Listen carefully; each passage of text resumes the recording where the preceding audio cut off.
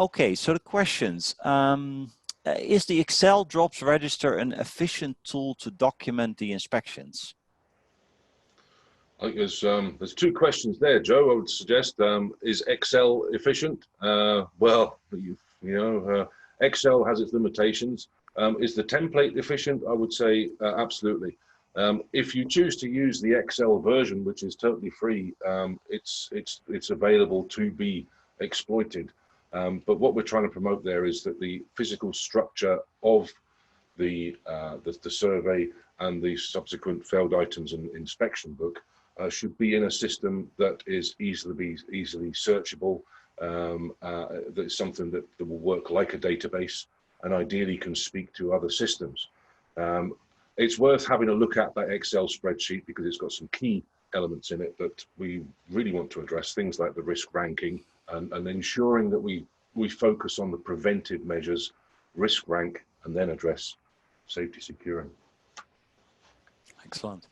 Okay, then another question. Do drops have a recommended practice for the experience and qualifications required for the third-party inspector to conduct an inspection for the drilling contractor?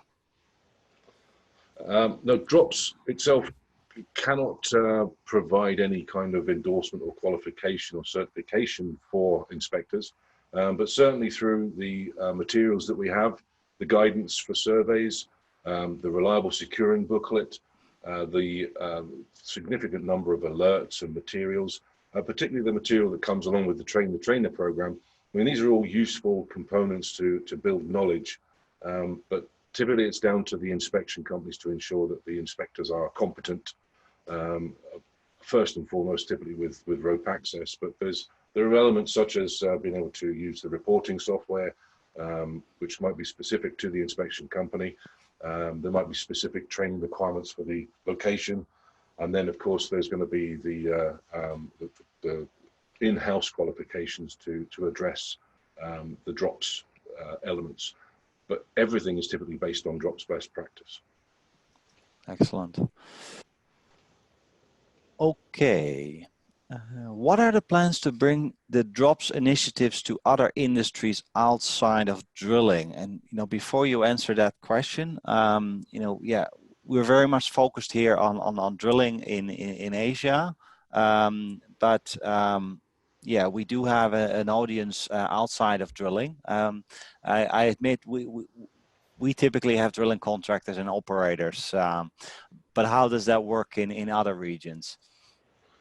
Well, I think it's important to focus on the opportunities for us to go beyond the drilling or even the upstream parts of the oil and gas sector and consider even downstream. So even within our own industry sector, there's opportunities to expand. So you will find that a number of the operators will have taken drops best practice from drilling and transposed that into operations. Again, we've got some really good examples of that. And perhaps one of the best examples is where the drops best practice has been incorporated into the integrity part. So it's not solely focused on health and safety. It's addressing the integrity part of production. Other industries, we know that with the offshore sector, offshore renewable sector, they're already members of drops. The American Wind Energy Association again use drops materials, particularly promotional campaign materials. But there is a document, if you go to reliable securing, and there's a link there that takes you to a wind turbine industry's a version of reliable securing. And again, it's interesting that basically all they've done is just change the pictures. All of the drops messages, everything from definitions right the way through to inspection best practice is adaptable and applicable to every sector. It's just taking the decision to do something with it. Mining, we already have examples of drops programs in place which mirror what we do in drilling. Again, it's just a case of just applying it to a specific location, specific assets, and it's amazing. Even the training material, it's just a case of changing the photographs, and the messages and the learnings are all the same. Beyond that, construction, again, it depends on the construction sector. If it's oil and gas, of course, there's a requirement for drops. But in other areas, they are seeing the benefit of drops. So we have lots of examples of typically use of things like drops calculator, drops awareness.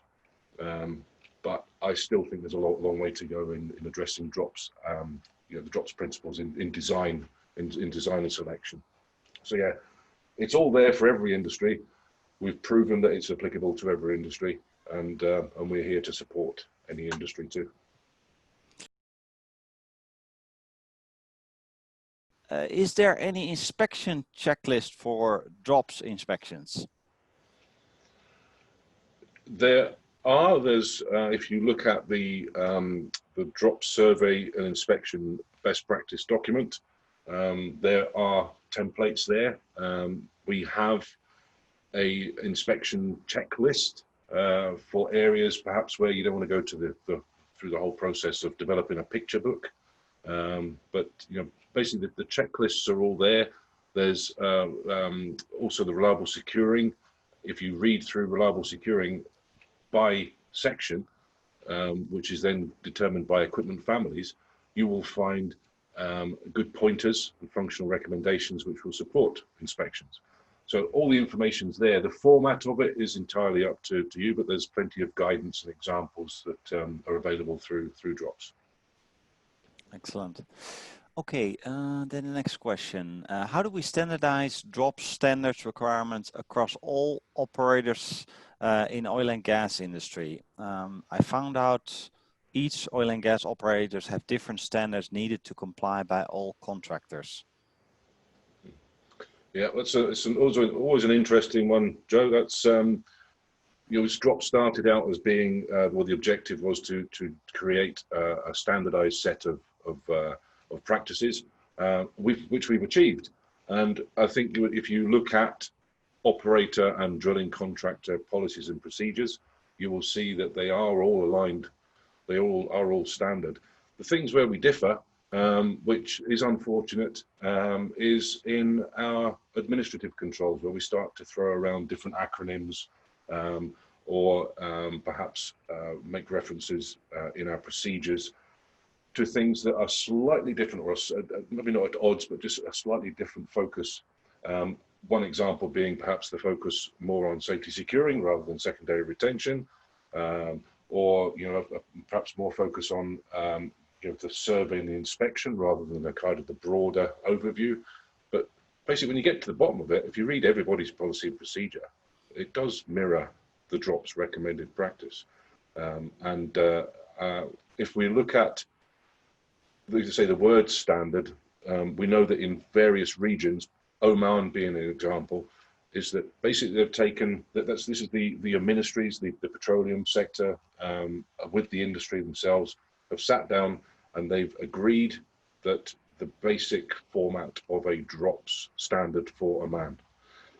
It's all based on drops best practice, but the fact there is it's all signed off. So they've all agreed, they've all approved it, and they've all measured against it. And the benefit of that, of course, is the fact that ministries of labour and then associated training, etc., all then follow suit across the supply chain. So there are examples where it is a clear country standard and they've all adopted it, but ultimately everybody's drops procedures and best practice are all derived from drops recommended practice.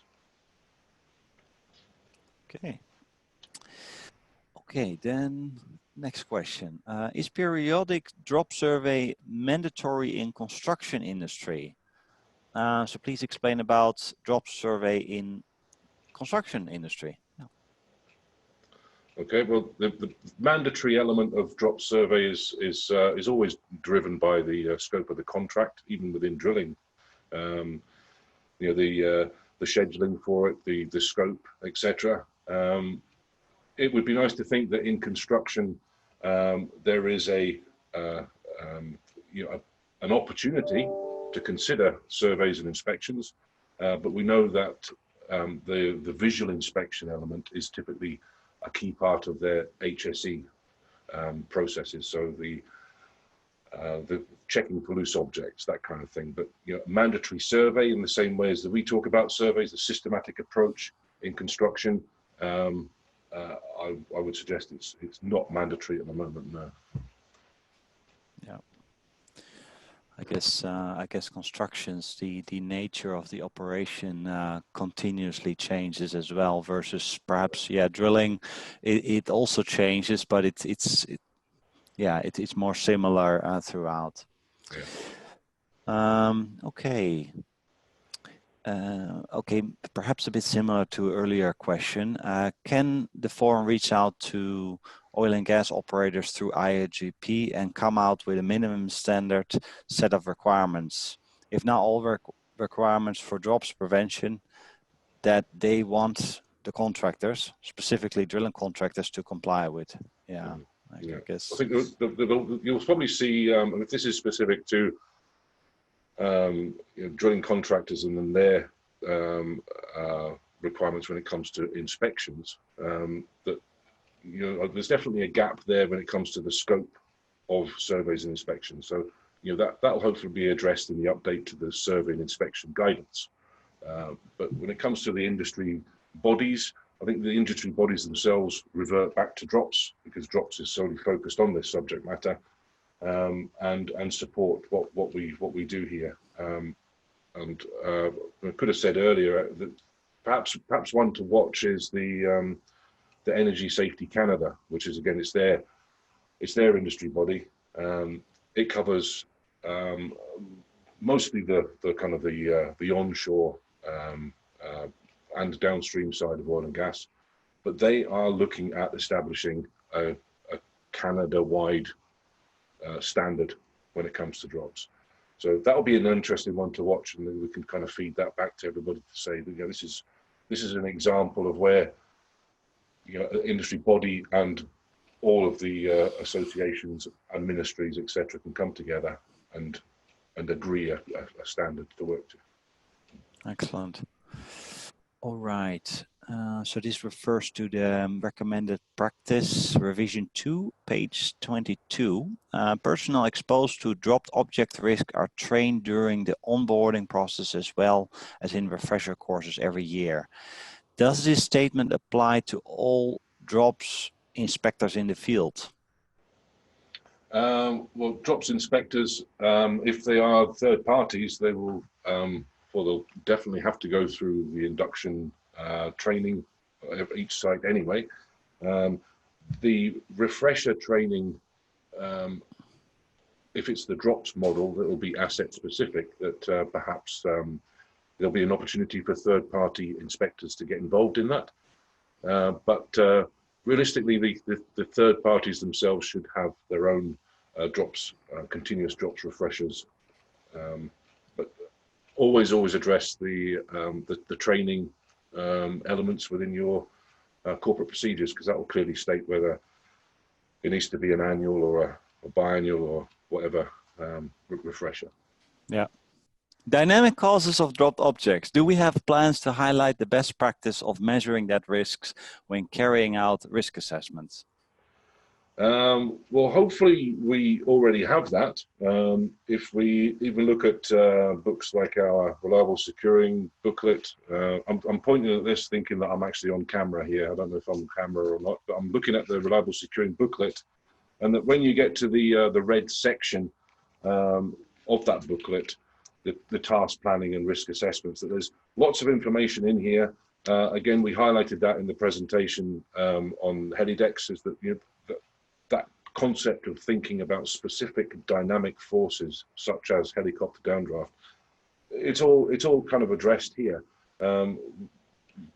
It's all down to being realistic. It's all down to the work site. It's all down to being taking the time out to identify exactly what you think could fall. So that will then lead you down that path of addressing the dynamic force. The dynamic forces that exist, we have prompt cards that help us with that. It's about kind of thinking which ones are at the work site. Gravity, of course, is the constant. So you're starting to think about motion and movement and pressure, environmental factors in association with gravity is basically the fundamentals of dynamic drops. and to think about that and how people interact with equipment, you know, at each stage of the task, taking the time out to start thinking about how all these forces interact. So, you know, in conducting that in the risk assessment, I would suggest that it's such a broad subject that perhaps, you know, one of the best opportunities that we have is you know, to go step by step. Maybe one risk assessment for the entire job is not the approach. Perhaps it's you know, address it step by step and ensure that we're always one step ahead of the hazards, and ensuring that we build in enough timeouts to revisit the dynamic forces, because sometimes it's the dynamic forces that that change or catch us out. Excellent. Okay, so final question. You mentioned, of course, the drops trainer, one of the elements, both for inspectors, but of course applicable to many people. You're delivering this course online now due to the COVID travel restrictions. What can participants expect from this training? Well, I think they can expect you know, truly a broad approach to drops, but structured in such a way that we can imagine any work site. We can address a clear understanding of the hazard, because we believe that it's, you know, the ability to put controls in place, the correct controls in place, is based on a clear understanding of the hazard. So understanding gravity is one thing, but understanding dynamic dropped objects. And so what you'll find in the Train the Trainer is a number of examples of how we have addressed dynamic potentials by using pictorial examples and showing the engineered controls, and also ensuring that we're continually addressing, you know, the drops principles. When it comes to the controls, you'll get a really detailed study of the reliable securing elements, but we'll also cover things like tools at height, and we'll ensure that we think beyond the typical approach whereby we just tie tools off. You know, we go right back to basics on that, and we start addressing, you know, the selection of tools, the design of the tools, the entire process that we've put together to control tools and equipment at height. Because lanyards are a key part of that. Actually, there's a lot more to it than just having a lanyard. We look at red zones too, but the output, the best part of it, I think, is the output. A full set of slides and materials, which are, you know, unrestricted use to take it, do what you like with it. A formatted drops awareness program that you can tailor and cascade, and then how to use the other materials like reliable securing to sustain your training campaign. So this is not just a one-off, cascade some awareness and be done with it. This is here's a lot of components, a lot of resources that are going to enable you to sustain drops training and awareness throughout. So I think there's it's, of course it's value for money, but you know, it's a very successful course. We know that a number of proprietary products have kind of come from Drops Train the Trainer, which kind of proves that, you know, that principle of drops, the free sharing of our knowledge and our resources is actually to the benefit of the industry. Excellent. And how does this work? So it's online. People log in via Teams, Zooms, and how do you kind of interact with them? Yeah, it's we try and do it in the same way as we would as it in the class. Try and restrict the classes to you know, about 6 or 8 at most. Use MS Teams, and actually the format of the Train the Trainer works just as well. Everybody stays with their mics on, so we know they're awake, and it's interactive. We discuss a lot, and it's as interactive as if it was in the classroom. Excellent. And well, that sounds very interesting. Of course, I have attended it in class, very engaging workshop, and yeah, I see no reason why it wouldn't be the same online. I find actually sometimes meetings online can actually be more focused. What if companies kind of, you know, need more help and guiding them how to figure out their own kind of drops management strategy? How could you help there? Well, we can provide, even if it's around the train the trainer model, is provide a customized version which starts with a review of the in-house procedures, and working with the teams to share examples of their work sites. Of course, what we're trying to replicate there is the site visits that we were able to conduct before COVID. But we are still able to visit work sites, and that gives us the opportunity to kind of to actually visit the